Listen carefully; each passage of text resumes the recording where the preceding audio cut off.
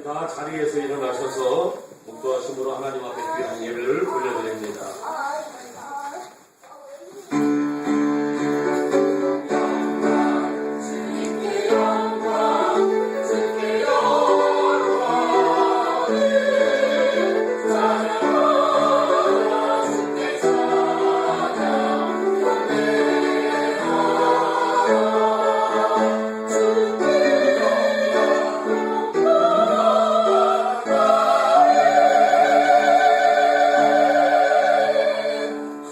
감사합니다. 특별히 교회적으로는 어버이 주일로 하나님께 지키게 하심을 감사를 드립니다. 오늘 이 시간에 하나님 아버지를 생각하게 하시고 우리를 낳아주시고 길러주신 부모님께 감사하며 하나님 앞에 마음을 합하여 예배드리게 하옵소서. 악한 것은 더 못하게 하시고 오직 성령께서 우리를 주장하여 주셔서 하나님이 기뻐하시고 우리에게 기쁨이 되는 참으로 복되고 복된 예배가 되게 하옵소서. 감사드리며 우리 구 예수 그리스도 이름 받들어 기도 올리옵나이다. 아멘.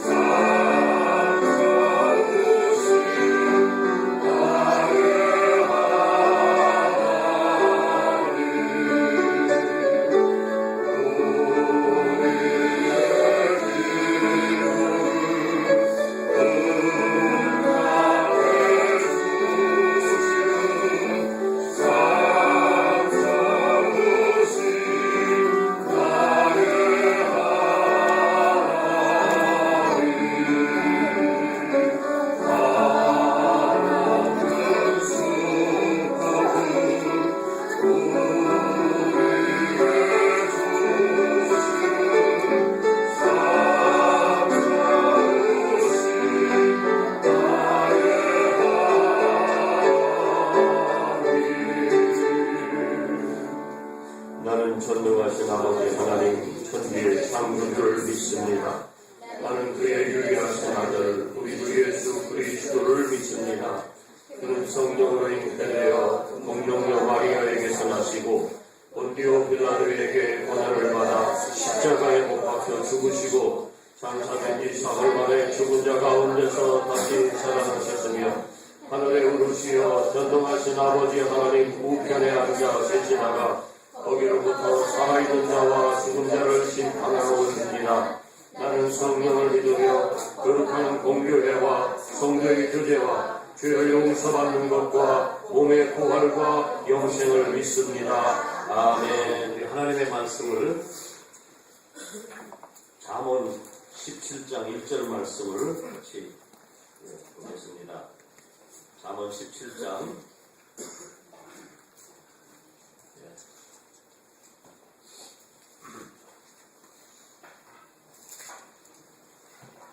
찾으신 줄 믿고 같이 합독하도록 하겠습니다. 잠언 17장 1절 마른 떡 한 조각만 있고도 화목하는 것이 제육이 집에 가득하고도 다투는 것보다 나으니라. 아멘. 하나님 우리에게 한량없는 은혜를 더해 주시고 또 귀하고 귀하신 육신의 부모님을 주시니 감사합니다. 오늘 찬양과 같이 우리 마음속에 날마다 부모님을 향한 애잔한 마음이 날마다 간직하게 하여 주셔서 부모님과 자식 간의 관계가 참으로 화목한 관계, 또 우리와 하나님의 관계가 화목한 관계가 계속해서 유지될 수 있도록 주여 우리를 지켜 주시옵소서. 오늘도 말씀을 통해서 우리가 깨닫기를 소망합니다. 주님, 악한 것은 다 떠나가게 하시고 오직 성령께서 우리와 함께하여 주시옵소서. 그래서 복되고 복된 예배가 되게 하옵소서. 감사드리며 우리 주 예수 그리스도 이름 받들어 기도 올리옵나이다. 아멘. 우리 할렐루야 찬양합니다.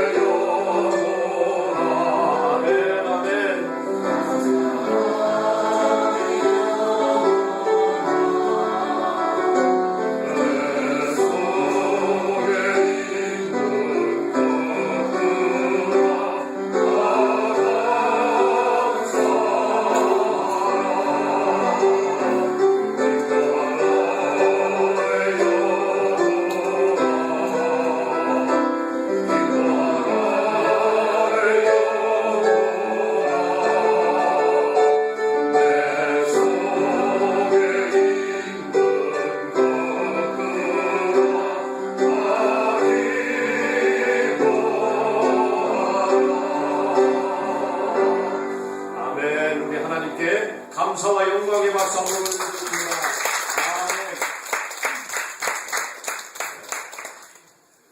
오늘 옆 사람하고 이렇게 인사를 나눴으면 좋겠어요.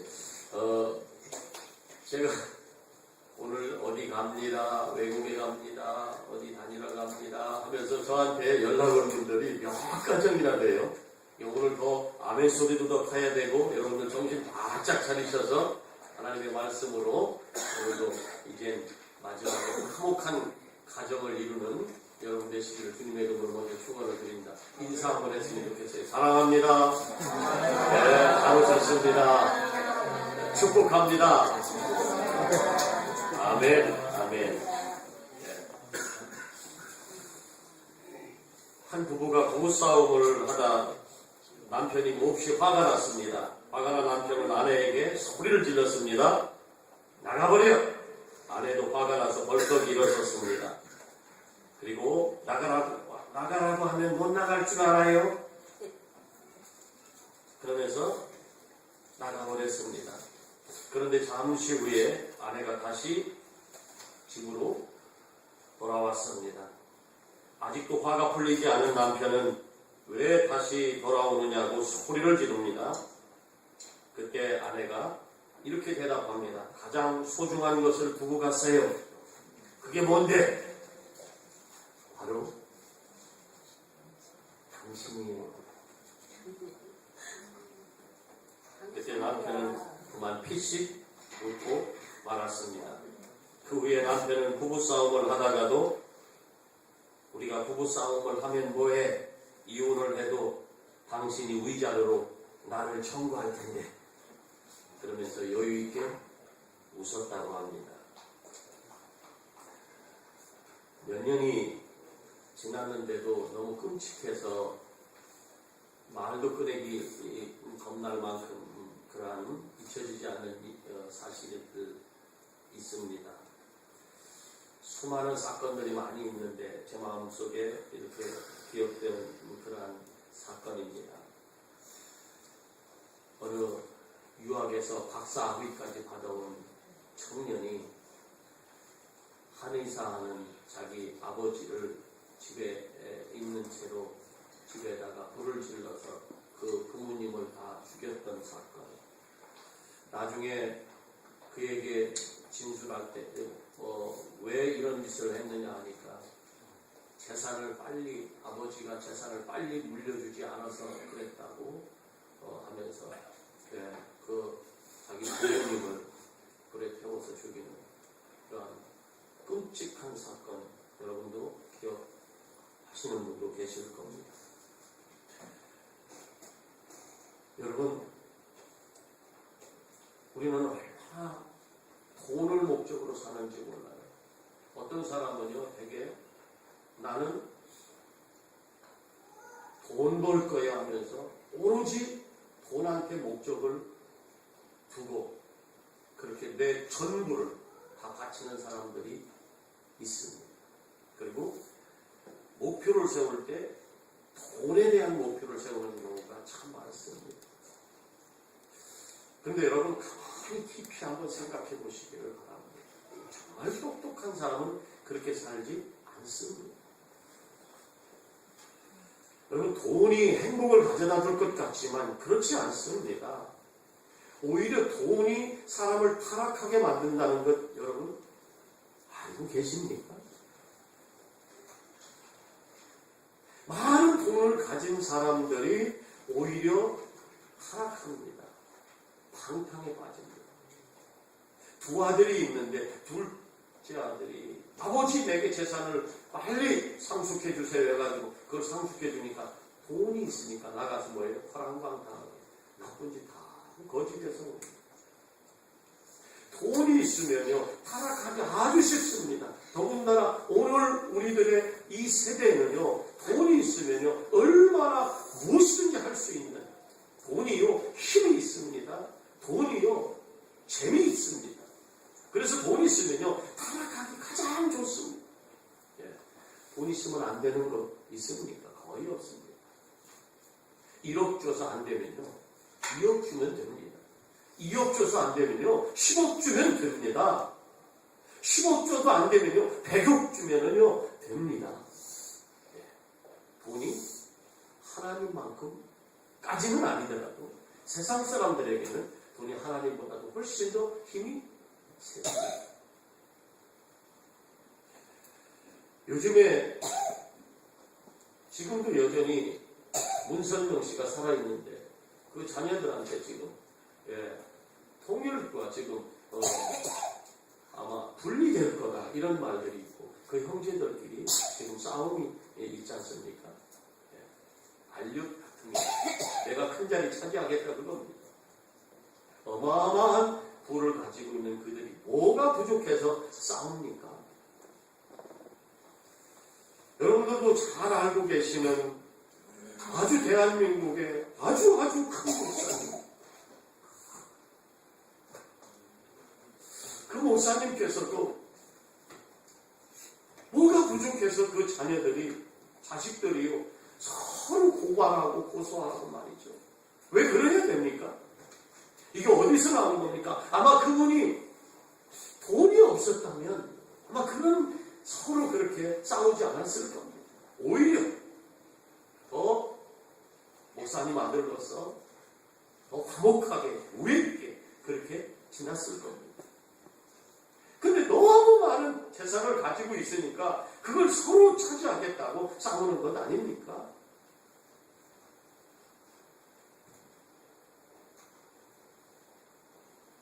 마른 떡 한 조각만 있고도 화목한 것이 제육이 고기가 집에 가득하고도 다투는 것보다 낫다. 재벌들, 자녀들이요, 특별한 경우 빼고는요, 거의 다 나중에 보면은요, 형제들끼리 다툽니다. 뭐 때문에? 돈 때문에 다툽니다. 돈은 참 좋아요. 저도 돈 참 좋아합니다. 너무 좋아요. 돈 있으면 좋겠어요. 누가 저한테 한 100억 정도만 주면 참 좋겠어요. 그럼 펄쩍펄쩍 뛰고 제가 그분 업고 다닐 것 같아요. 평생. 너무 좋을 것 같아요. 혹시 제가 이렇게 질문하는 손 들어 보십시오. 돈 싫어하는 분 계시면 손 들어 보시기 바랍니다. 응? 우리 영민이 형님이 손 들어. 근데 돈 너무 싫어하지 말아야 돼. 네. 어떤 의미로 손드는가를 제가 알 것 같아요. 그죠? 예. 그러니까 이런 나쁜 쪽의 의미로. 예. 이제 제가 서로 대조되는 두 가정을 소개하려고 합니다. 오늘 설교는 여러 사람들이 참여를 합니다. 저 혼자 하지 않고 여러 사람들이 참여를 합니다. 두 가정을 서로 다른 가정을 대조적인 가정을 소개하려고 합니다. 여러분들이 이 가정을 이렇게 들으시고 생각하시면서 우리 가정은 어디에 속해 있는가?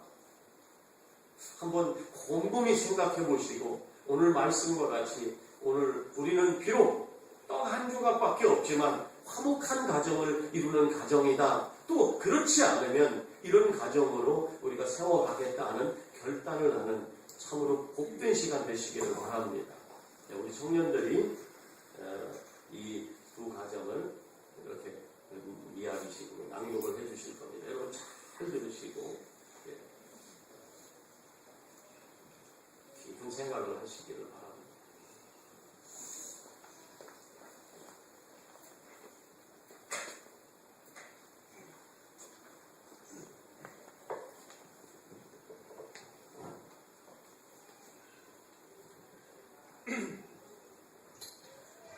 아버지, 우리 아버지.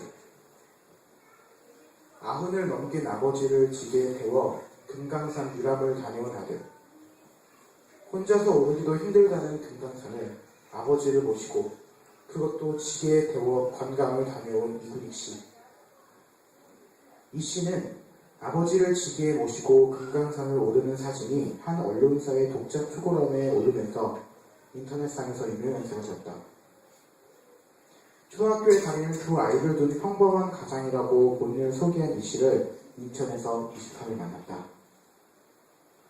금강산 가면 12,000동 800개 나무기 암자가 있다던디. 지난 봄 아버지 이선주 씨가 독립기념관 나들이길에 언뜻 금강산 얘기를 꺼내셨다. 한 해 전 어머니를 먼저 떠나보내신 아버지가 적적해 하실까 싶어 한참 산으로 둘러 모시고 다니던 때다. 중학교 다닐 적에 집에 처음으로 장비가 들어왔죠. 저는 충남 서산 빈농에서 자랐습니다. 신랑네의 막내인 저까지 대학 공부를 시키시느라고 평생 허리 한번 못 펴신 아버지십니다. 듣자마자 마음속으로 예 아버지 금강산 아니라 그 할아버지라고 모시고 가겠습니다 라고 다짐했죠. 6월 아버님 생신쯤에 금강산 여행을 보내드리자고 형제들과 의견을 모았습니다. 그러나 노안으로 거동이 불편하신 아버지가 산에 오르시는 건 불가능한 일. 산길이니 휠체어도 무용지물이 터였다. 어떻게 하면 아버지께서 금강산 절경을 마음껏 눈에 담으실 수 있을까 며칠 밤을 고민했습니다. 아버지를 등에 업고 가면 될 것 같은데 기력이 쇠진하시니 아들을 단단히 붙드시지 못할 일이 걱정이고, 그런데 번뜩 산에서 나무하던 생각이 나는 겁니다. 불현듯 어릴 적 지게 지고 산에 올라 나무하던 기억이 떠올랐다. 아, 지게에 아버지 의자를 만들면 되겠구나. 나무 지게는 무게 때문에 여행 내내 지기 어려울 듯 했으나 그래서 생각해낸 것이 가볍고 강한 알루미늄 지게. 그때부터 아버지를 모실 수 있는 지게를 만들기 위해 설계도를 그려 지게를 만들어줄 기술자를 찾아다녔습니다. 그러나 모두들 못 만든다며 손살을 치거나 터무니없는 고민을 요구했습니다. 집과 직장이 있는 인천을 비롯해 서울 곳곳을 뒤져가며 한 달여 동안 임자를 찾아다녔지만 사람이 앉을 수 있는 지게를 만들어주겠다는 기술자는 나타나지 않았습니다. 수일을 헤맨 끝에 지인의 도움으로 간신히 등산용 지게의 특수 용접을 해 금강산 유람을 위한 아버지 전용 지게가 탄생했습니다. 아버지께서 좋아하시니 기쁘기만 하였습니다. 그런데 북측 안내원이 지게를 보고 정색을 하며 뭐냐고 묻는 겁니다. 아버님 모실 지게라고 했더니 연세를 묻더군요. 92에 아들 등에 업혀 금강산 가신다고 했더니 호탕하게 웃으시면서 그럽니다. 하하하, 동가시아요. 지게와 그 위에 앉으신 아버지 덕분에 여행 내내 이씨 일행은 단연 스타였습니다. 초여름 날씨에 혼자 걷기도 험한 산길을 아버지와 한 몸이 되어 오르는 이씨를 보며 연배 높은 관광객들은 이씨 일행을 만날 때마다 다가와 어깨를 두드려주며 격려했습니다. 젊은이들은 차마 다가오지 못하고 이씨가 아버지를 업고 한 발 한 발 떼는 모습에 시선을 모았습니다. 함께 금강산에 오른 큰누나 이춘익 씨와 형 이관익 씨도 흐르는 땀을 닦아주며 막내 동생의 여행에 큰 힘을 보탰습니다. 그렇게 아버지를 업고 친선대로, 김연암으로, 고령폭포로 이씨는 부지런히 발걸음을 옮겼습니다. 아들에게 짐이 될까 한사코 업히기를 거부하시던 아버지도 저기 가면 뭐가 있더냐? 아이고 이게 그림이요 경치요? 질문에 감탄사를 연발하시며 어느덧 금강산 구경에 흠뻑 취하셨습니다. 지게 무게는 줄잡아 15kg 이상, 아버지가 올라앉으시면 60kg이 넘습니다. 이씨는 산행이 이어지면서 무게를 이기지 못한 어깨와 팔이 뻣뻣하게 굽고 허리가 끊어질 듯 아팠지만 어린애 마냥 좋아하시는 아버지를 보면서 얼마든지 견딜 수 있었다고 말했습니다. 금강산 온천에 갔더니 동행한 우리 형님이 깜짝 놀라시는 겁니다. 지게 지는 동안 CP2에 터졌는지 상반신 전체가 거의 피멍이더군요. 형님이 울컥하시는데 제가 웃자고 했습니다. 90 넘으신 우리 아버지가 돌아가시기 전에 금강산 구경을 마음껏 하셨는데 얼마나 좋냐고요. 이씨 집 마당 한편의 작은 정자에서 가슴 따뜻한 금강산 유람기를 듣는 동안 말귀 여는 그의 노부는 묵직한 감동이 담긴 아들의 얘기를 거의 알아듣지 못했습니다. 그러면서도 사이사이 부록을 넘긴 아들을 두고 우리 막내가 7명 중에 제일 예뻐, 제일 부럽고 아버지랑은 아주 충남 서산에서 평생 명사에만 하셨던 아버지. 내가 남한 땅 안 밟아본 데가 없고 금강산까지 구경했으니 갈 데도 없는 게 이제. 효심 깊은 아들 자랑에 입이 많았습니다. 이 모습을 이씨의 아내 이현희 씨도 시종 흐뭇한 눈길로 바라보았습니다. 부모가 귀찮다고 지게에 져서 버리는가 하면 지게에 아버님을 얻고 금강산 유람이 웬 말인가요? 이런 효자가 어디에 몇이나 있을까요? 다시금 부모님께 못다한 보리를 빌면서 가슴 찡한 마음으로 이 글을 마칩니다. 그 사진 한번 보여줄 수 있어요? 사진 한번 보여줄 수 있어요?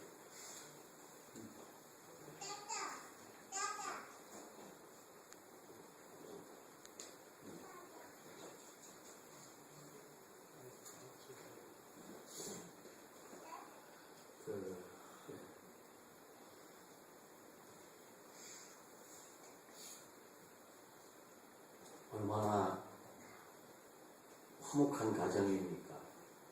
큰 부자 같지는 않은데 아버님이 금강산 구경하고 싶다고 하니까 그 말이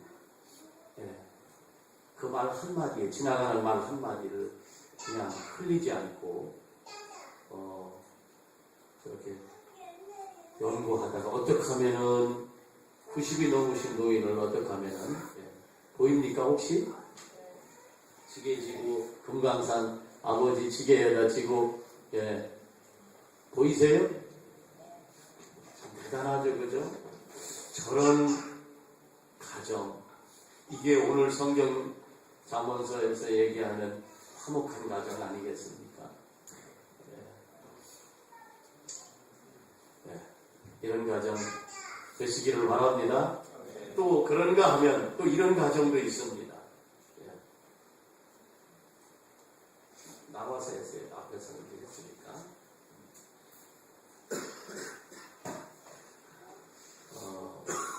정말 가슴 아픈 이야기가 있습니다.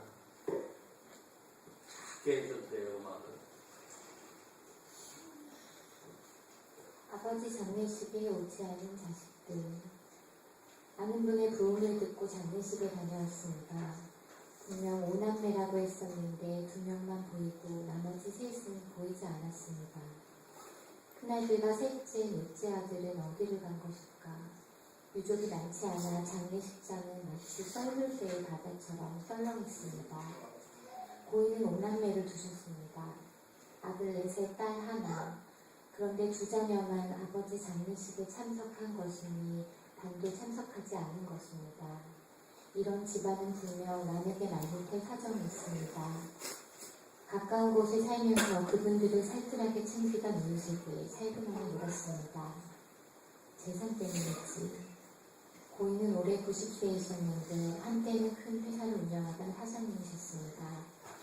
그런데 은퇴를 하신 다음 당신 앞으로 된 재산의 반을 떼어 큰아들에게 주었습니다. 고지식하고 공건적인 그분의 사고방식은 큰아들이 아닌 나머지 자식들은 상속을 받을 자격이 없다고 생각하신 겁니다. 재산을 나눠받지 못한 자녀들은 아버지를 원망했고 그때부터 큰아들과의 갈등이 시작되었습니다. 그로부터 얼마 되지 않았을 때 셋째 아들이 창업을 한다며 손을 들렸습니다. 큰아들에게 몰아주기식으로 재산을 떼어준 것에 앙심을 품은 셋째 아들은 날마다 아버지를 찾아다니며 괴롭혔습니다. 아들을 견뎌낼 수 없었던 아버지는 살고 있던 집을 판 다음 전셋집으로 옮기고 나머지를 그에게 주었습니다. 그때부터였습니다. 아버지로부터 재산을 받은 자녀들과 한 푼도 받지 못한 자녀들과의 반목이 시작된 것입니다. 이들의 갈등과 반목은 살아가면서 있을 수 있는 그런 수준이 아니었습니다. 그들은 서로 왕래를 꾸몄고 아예 원수가 되었습니다. 그렇게 설상가상으로 재산 분배 2년 만에 그렇게 큰 돈을 가져간 첫째 아들이 모든 재산을 없애고 잠적해버렸습니다. 86이 되신 이들 노부부는 얼마 전까지 폐지를 줍고 성당에서 지원되는 얼마 안 되는 돈으로 생활하셨습니다. 이제 어머니에게 남은 돈은 18평짜리 빌라 전세금 3천만 원뿐이고 자식들은 어머니를 꽃동네나 요양시설로 옮기고 싶어합니다. 그동안 가끔 집에 둘러 부모를 굽어다 보던 딸도 어머니를 모실 생각은 없습니다. 그날 장례식에 찾아온 둘째 아들은 아버지의 장례를 치르고 남은 돈을 본인이 챙겨가겠다고 선언했습니다. 본인은 아버지로부터 받은 게 아무것도 없기 때문에 그렇게라도 해야 한다고 주장한 것입니다.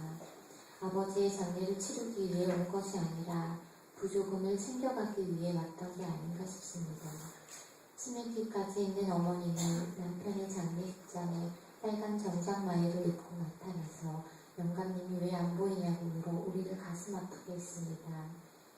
재산을 미리 주고 나면 부모에게 소홀하기 때문에 죽는 날까지 꼭 틀어주고 있어야 한다. 부모 모시는 자녀에게 재산을 물려주어야 한다며 재산 상속에 대한 말들이 분분합니다. 그런데 부모가 꼭 지고 있다가 세상을 떠나도 유산 때문에 다툼이 생기는 경우들이 얼마나 많은지, 재산 때문에 분란이 나고 5 형제가 뿔뿔이 흩어진 그 할아버지 가정을 보며 참 많은 생각을 합니다.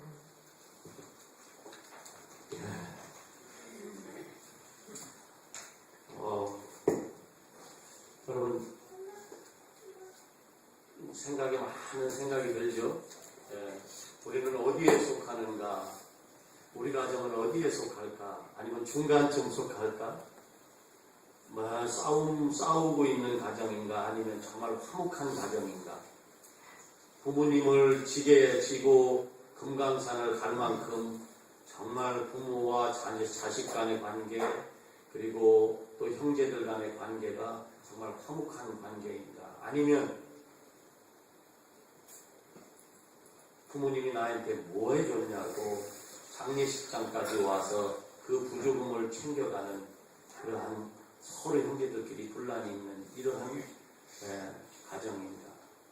아니, 그렇지 않으면 그 중간쯤 되는 가정입니다. 오늘 여러분들이 자기 자신들한테 점검을 하시면서 질문하면서 만약에 우리가 조금이라도 다투거나 화목하지 못한 가정이라면 오늘 주님의 능력으로, 주님의 은혜로, 오늘 또 말씀을 통해서 이러한 귀한 또 대주적인 사건들을 통해서 여러분들이 화목한 가정으로 바뀌어지는 여러분들이 되시기를 바랍니다. 가와 만타성이라는 말도 있습니다. 여러분, 가정이 화목해야 일이 잘 됩니다. 이거는 해본 사람은 압니다. 가정이 다투고요, 화목하지 못하면 일이 잘 되는 것 같지만 결국에 가서는요, 다 망가집니다. 그래서 가정이 잘 되게 됩니다. 그래서 주님도 가정에 대해서 많은 말씀들을 합니다. 에베소서에서도 아내는 남편에게 어떻게 복종해야 되고 존경해야 되고, 남편은 아내를 어떻게 예수님이 교회를 사랑하신 것 같이 사랑해야 되고 아껴줘야 되고 내 몸같이 아껴줘야 되고, 자식은 부모를 공경하고 그래야 이 땅에서 잘 되고 장수할 수 있고 복받고, 그리고 부모는 자식에게 노하도록 화나도록 하면 안 되고 주님의 교훈으로 그들을 교훈하고 가르쳐야 된다. 그리고 종들은 주인에게 주께 하듯 주님께 하듯 해야 되고, 그리고 주인은 종들을 사랑하고 그들에게 갚아줘야 되고, 섭섭하게 하면 안 된다. 그래서 이 사회가 화목해야 된다. 물론 우리가 하나님과도 화목해야 되지만 이 가정이 화목해야 된다. 오늘 말씀을 보면은 마른 떡 한 조각만 있고도 화목한 것, 이런 가정이 정말 부유해서 쌓을 것이 없을 만큼 큰 많은 재물을 가지고 있어도 다투는 가정, 이 가정보다는 훨씬 낫다는 겁니다. 근데요, 이게 우리가 이성적으로는 확실히 누구도 인정하지만 실제 그 속에 들어있으면요, 나도 모르는 사이에 다투는 가정으로 변해갈 수 있다는 사실을 늘 우리는 마음속에 이렇게 생각을 해야 합니다. 다시 한번 정리합니다. 괜찮습니다. 하다가 틀려도 괜찮습니다. 또 한 조각만 있어도 괜찮습니다. 뭐 어마어마한 실력 그거 없어도 괜찮습니다. 제욕이 아무리 많이 있으면 무엇합니까? 그 마음속에 악하고 다툼이 있는 가정이라면 그게 무슨 의미가 있고 쓸모가 있고 유익합니까? 떡 한 조각만 있어도 괜찮습니다. 화목한 가정 되시기를 주님의 이름으로 축원을 드립니다. 기도합니다. 하나님 감사합니다. 우리가 하나님을 믿노라 하면서 세상 정욕 버리지 못하고 그저 물질만 쫓다가 가정이 망가지는 가정들 많이 봅니다. 그러나 이제 다시 한번 결단합니다. 하나님 우리에게 떡 한 조각만 있어도 하나님이 되시고 화목하다면 그 길을 가게 하여 주시옵소서. 그 문으로 들어가게 하여 주시옵소서. 감사합니다. 예수 그리스도 이름 받들어 기도 올리옵니다.